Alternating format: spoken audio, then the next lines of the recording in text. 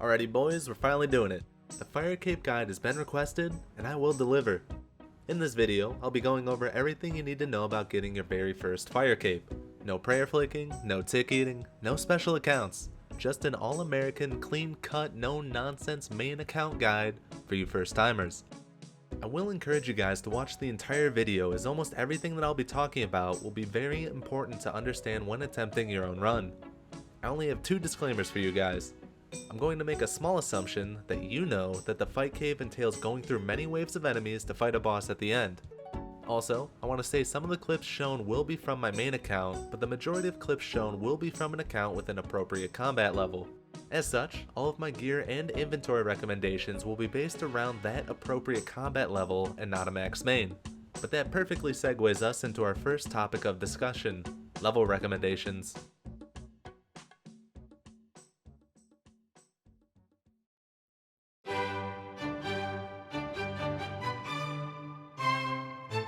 If it is your very first time attempting the fight caves, I would recommend you have at least level 75 range, level 70 defense, level 70 hit points, and level 60 plus prayer. A few other skills can indirectly help you during the fight cave, but are certainly not necessary to have prior to your attempt. Confident players could obviously have lower stats than these. I think by now it's no secret that a level 3 has obtained the Fire Cape, so you guys really have no excuse to put this off any longer. If you have the appropriate levels to start, you can get there by simply taking a Tazar Fight Pit minigame teleport and run a little east to arrive. If that isn't available for some reason, a Glory Amulet teleport to Karamja, followed by running into the nearby volcano, will also work. Getting there will honestly be the least of your worries. Let's get in depth about what type of gear and inventory you're going to want to bring.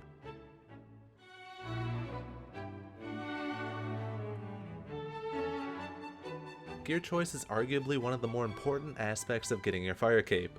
You can't hope to complete a puzzle without all of the right pieces. It can be hard to balance having enough prayer, but also enough DPS, but you also can't be too low on defense. I'm going to give you guys a few options and talk about a few pieces specifically that are more important. I would recommend having this set up for an average first timer. Next to it, I'll also put some upgrades in the same slots, if you can afford them. I'll also throw down some budget options if you're only missing a piece or two from my recommended setup. You shouldn't throw on all of the budget picks as a full set. What I want to discuss first is your weapon choice. All of the setups on screen are shown with a crossbow, but alternatively you can take a blowpipe as your weapon instead. This is why I suggested having 75 range at the beginning of the video. The blowpipe will cost more money to use, and you do lose some defense in your setup, but it puts out a much higher DPS rate and also has a special attack that can heal you. Most people consider it the superior option. Beyond your weapon choice, in your cape slot you really should bring the best Osrs device you have access to. You could go with the prayer cloak, but having an Osrs device saves you a lot of money by retrieving most of your ammo. Ammo is something else I want to quickly discuss. For a crossbow, using Diamond Bolt's E will drastically speed up your run because they have a chance to ignore your opponent's defense on hit. Spending a little bit more on ammo can go a long way when you're making your way through the waves. If you were using a blowpipe, then I think adamant or higher is what you'd want to take for darts. Also, if you were taking a blowpipe, then any God Blessing can go in your ammo slot. Now you may have also heard that Void Gear is a viable option for the fight caves. For those of you that don't know, if you have a full Void set, then you will increase your range, damage, and accuracy by 10%. If you upgrade the Void Gear to Elite Void, this further increases the damage and accuracy bonus, along with adding a prayer bonus to the chest and leg slot. Taking a Void setup is the cheapest way to increase your DPS, but it also lowers your defense quite a bit. For first timers, I wouldn't recommend using Void, but if you're confident or have a little bit of practice, then by all means give it a try. Thankfully, our inventory will be a bit simpler than our gear. I will recommend you take 3 ranging potions, 12 Saradomin brews, and 13 super restores. This is the most basic setup for an inventory. If you were like me the first time I did this, then you'll have no idea how to use a Saradomin brew properly. Let me take a minute and talk about them. The way Saradomin brews heal you is determined by what your HP level is. The higher your total HP level, the more they'll heal each sip. On top of that, they also boost your defense level, but they also lower all of your other combat stats. The super restores we bring will counteract that negative effect. Anytime you sip a Saradomin brew to heal, you also want to take 1 sip of a super restore to restore your combat stats back to normal. Remember, super restores also double as a prayer potion, so you want to make sure you don't sip one when you don't need your prayer restored, otherwise you end up wasting resources. This sounds complicated on paper, but it really isn't that bad. During the fight caves, your prayer will almost always be draining and ready for a super restore. It really isn't much of an issue to make sure you don't waste any extra prayer by over-sipping. Saradomin brews can also heal you past your max HP. This is useful to prepare yourself going into a difficult wave. Also, I need to mention the 3-to-1 ratio for brews. 3 sips of Saradomin brews in a row will lower your stats quite drastically, but 1 sip of Super Restore will bring them all the way back up to normal. If you take more than 3 sips of Saradomin brew in a row, you'll need at least 2 sips of Super Restore to get your regular stats back. This ratio is something you'll always want to be aware of. On a final note, you can take Bastion potions instead of ranging potions. They are the same thing as ranging potions, but they also boost your defense level. I personally also like to bring a single stamina potion with me, but this is really more of a personal preference. Like I said at the beginning of this section, this is just like an average setup to assess what you'd want to change if you end up failing. Some people may need more Saradomin brews and others might need more Super Restores. Take note of what you used and what you think you might need more or less of on subsequent attempts. That being said, it's still very possible to finish this with a 50-50 setup.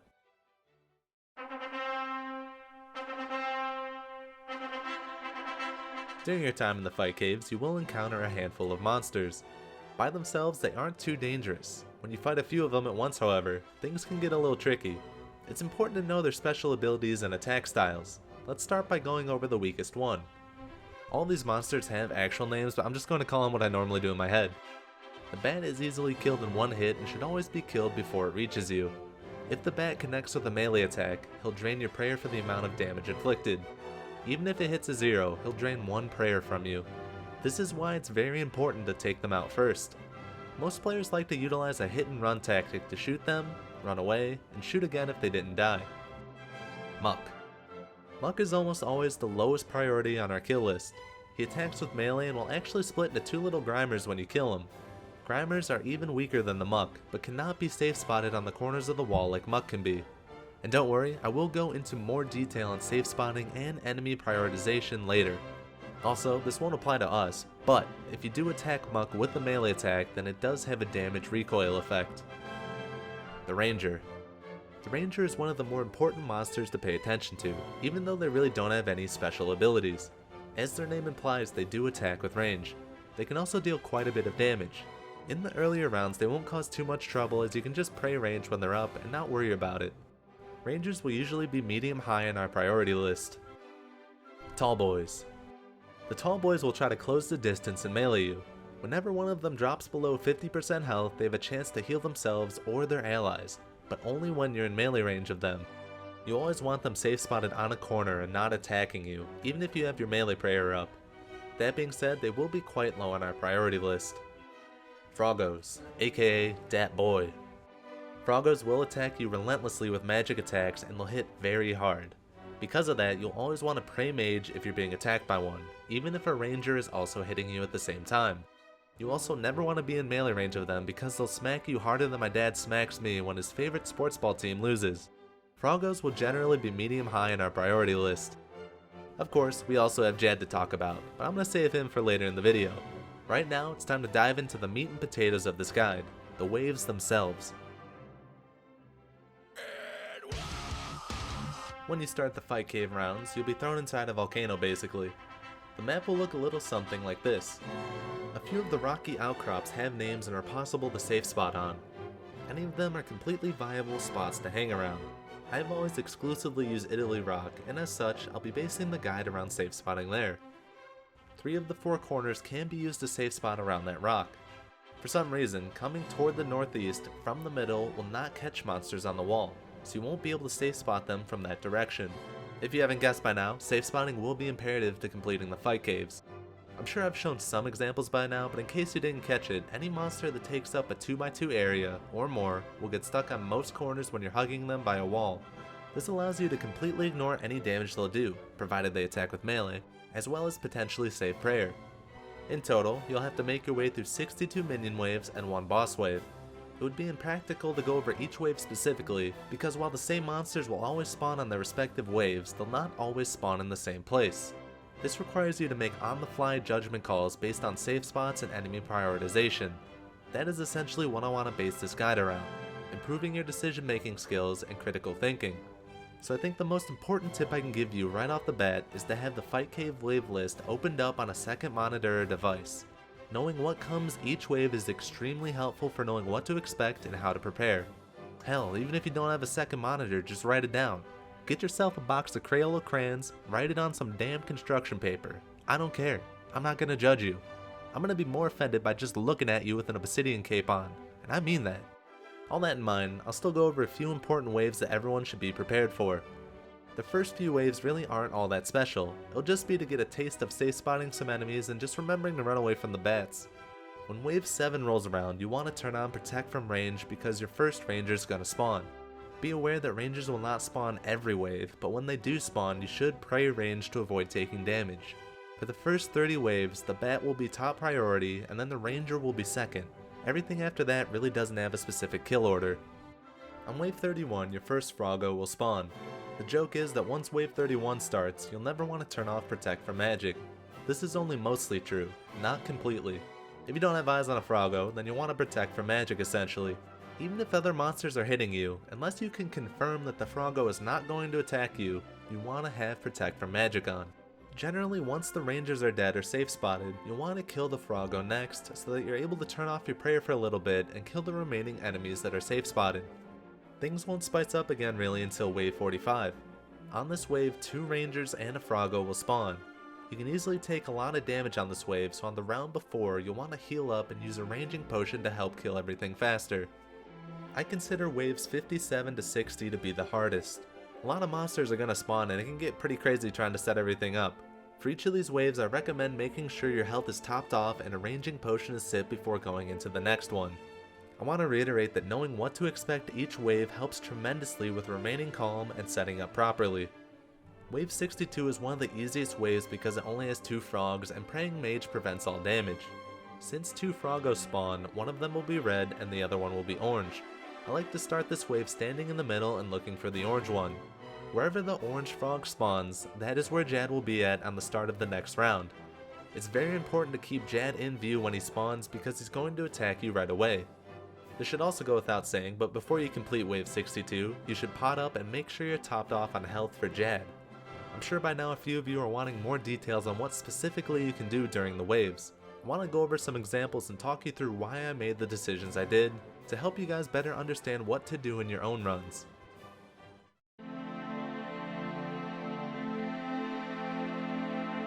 In this example, we're in the early waves and you really wouldn't expect much to happen here. The way the monsters spawn made it so that I had to improvise to get a correct safe spot though. Immediately, I shot the bat, and thankfully it did die in one hit, but I noticed that I would not be able to safe spot both of the remaining enemies at the same time in their current pathing. What I decided on doing was drag the tall boy over a bit to get out of his safe spot, and then turn on protect from melee briefly as I ran through both of them. When I rounded the corner, they were both stuck and unable to attack me for an easy completion to the round. On wave 27, I had a similar situation where I had to maneuver the 2 melee boys to a new safe spot. This time it was complicated by a ranger being in the mix. Since the ranger was shooting me from off screen, I decided on running north and waiting in the corner around the rock so that he came to me.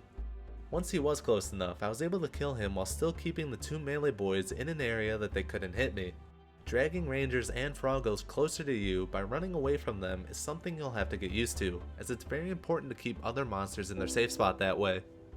Wave 35 showed a similar situation where I saw the Froggo was shooting me from the south while off screen. I ran around to the north and turned off my prayers because I knew nothing else was going to be able to hit me during this wave. I didn't immediately go back out and attack however. Since I was looking at the wave list, I knew a bat still needed to spawn and I didn't see it yet. I decided on waiting for it so I could kill it prior to dealing with everything else. I ended up doing the same thing with the Grimers and had them come towards me so I didn't have to go out and waste prayer while I'm killing them. Now we've seen a few good examples here, but sometimes there's just nothing you can do about the situation you're given. On wave 38, the Froggo and the Ranger were basically right on top of each other. It wasn't really practical or time efficient to try and only be hit by one of them. In this situation, you basically just have to tank the range hits while praying magic. I make sure to not be in melee range of the Froggo, and I kill the Ranger as quickly as I can. My wave 58 didn't have the smoothest transition either. When I started, I tried to kill the Ranger right away, but a bat getting closer drew my attention away. I did take one hit from the bat and I failed to kill it with 2 hits, so I decided the best thing to do was run through everything to the north side. I knew going this way would force me to tank some melee hits. Once I did make it to the other side, I made sure to kill the bat before I doubled back. Again, I knew I was just gonna have to tank some melee hits, but I felt it was the right decision. From there, I was able to finish the ranger and then go kill the froggo and so on. Wave 57 will be my last specific example to give you guys. It started with both range and magic attacks flying at me from off screen.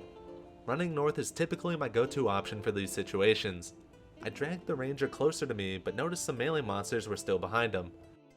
I killed the bat first to make sure it didn't hit me, but I knew when I killed the ranger, I'd also have to tank a melee hit to set up a safe spot for the tall boy. After I got the tall boy in his spot, the rest of the wave was smooth sailing.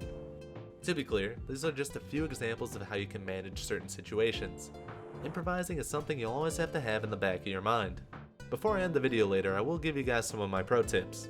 But right now, I think it's time we talk about the father of the fight cave.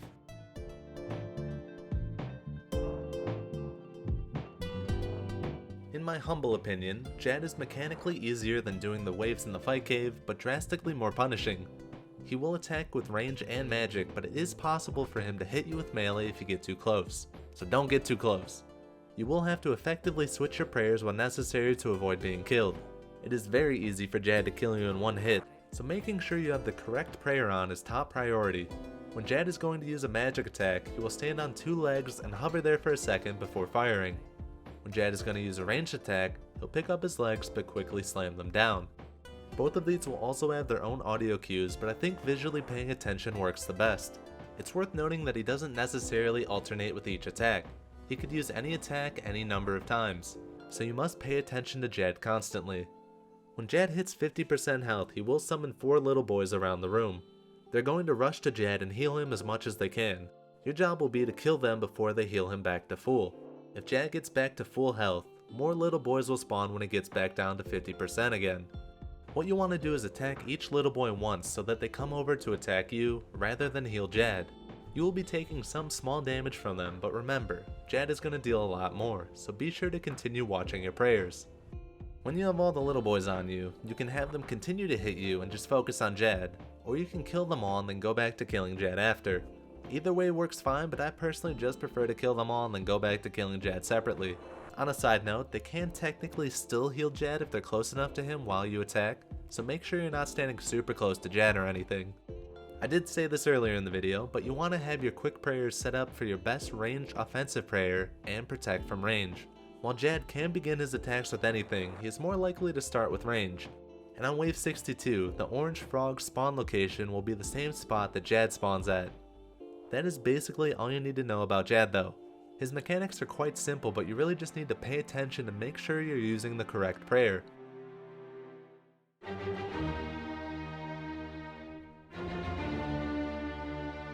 Alright, I still have a few little things you guys can do to give yourselves an edge when attempting the fight caves. I'll just kind of be rapid firing these things because I'm sure the video is long enough as it is. The simplest thing I like to do is just zoom out a bit. I personally like it because I can just see everything better. I also like to turn off auto retaliate.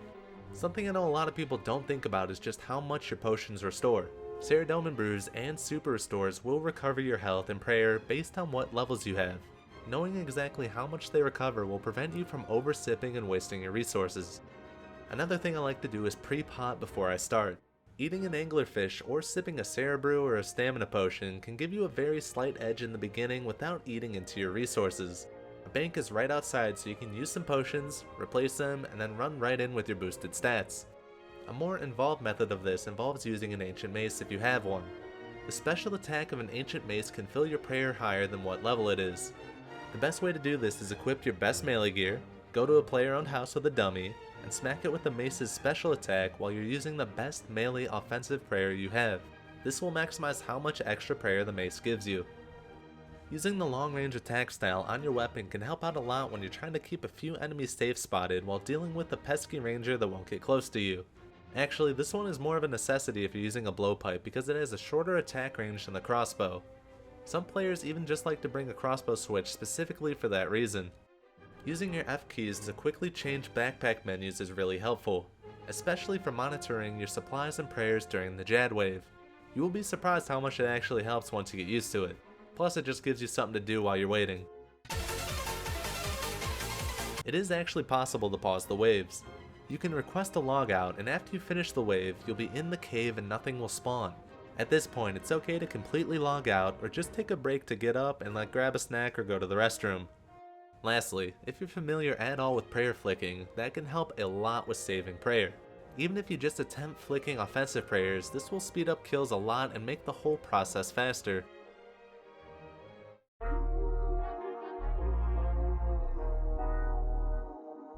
The last thing I want to mention is that I will post a full run for you guys to take a look at if you wanted more examples and info.